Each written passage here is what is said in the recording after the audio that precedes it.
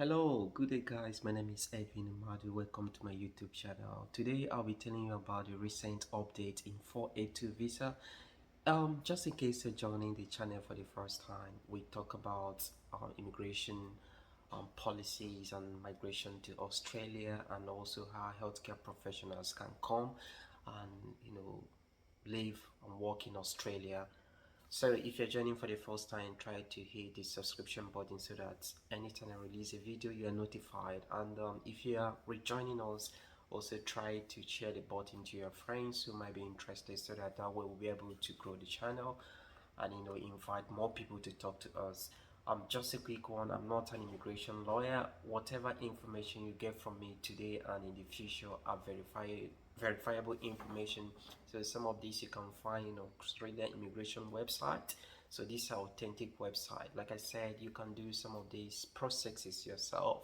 You don't necessarily need an immigration lawyer, so you can get them done, and then through the steps we provide, so you can guide yourself and get the process done. So today I'll be talking about 482 visa. So on the 7th of December, the Australian government changed the circumstance surrounding the 482 visa. It used to be called temporary skill shortage visa, but now they've changed it to skill in demand visa.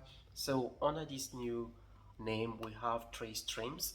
The first one is called this core skill stream. So it has like core skill occupation list.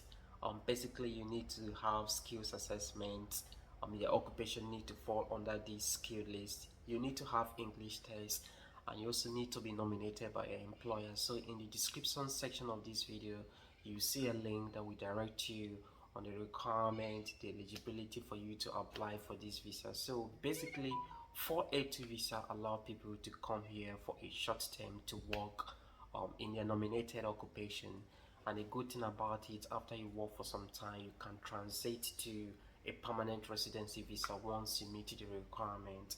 The second stream in 482 visa is known as the specialist skills stream. It also has the occupation listed in the ANZAC code. So if you go to the description section of this video, you see a link that will direct you on the list. And we just have to mention here that as far as this visa is concerned, it also needs you to have skills assessment. You also need to have English test, as the case may be. So in the description section of this video, you see a link that will direct you on the basic requirement as far as the specialist skill stream is concerned. So in all, you need to be nominated by an Australian employer. You need to have the relevant skill experience. You also need to have at least 1 year experience, so that way if you meet the eligibility requirement and you'll be able to find a job, so the employer will nominate you, and when your nomination is being approved, then you're able to apply for this visa to come live and work here in Australia in your nominated occupation. The last stream is called the labor agreement stream.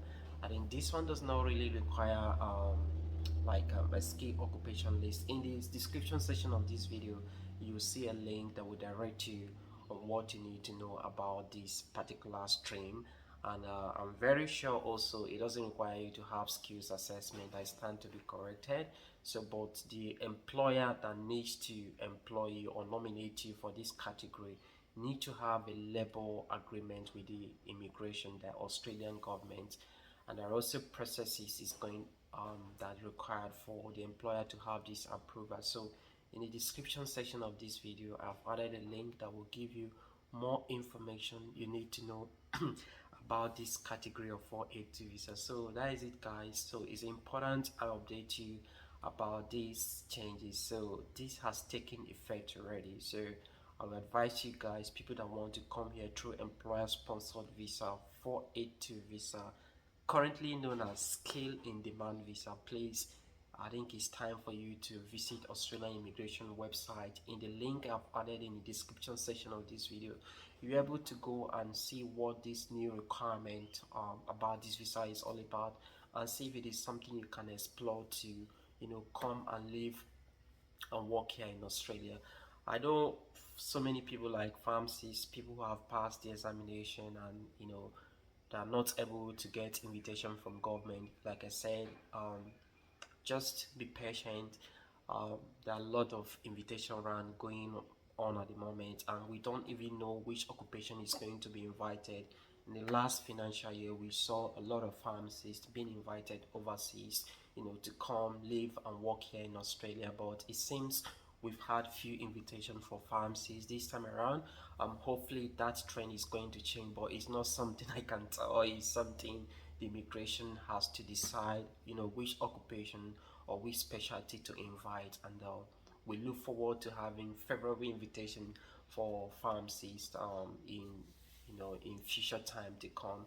So that is it, guys. Please pass this video to people who want to come to Australia to live and work through employer sponsored visa known as 482 visa, currently known as skill in demand visa. So the requirement I've listed below will give you the required information you need to know about visa. But the key things to go home with that, as far as this visa is concerned, you need to have an occupation specified in the core skill occupation list. If you are going with the core skill pathway, you also need to have occupation specified in the ANZAC skill list if you are going with the specially pathway.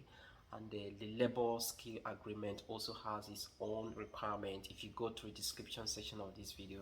Another thing also you need to know is that you need at least 1 year experience in your field.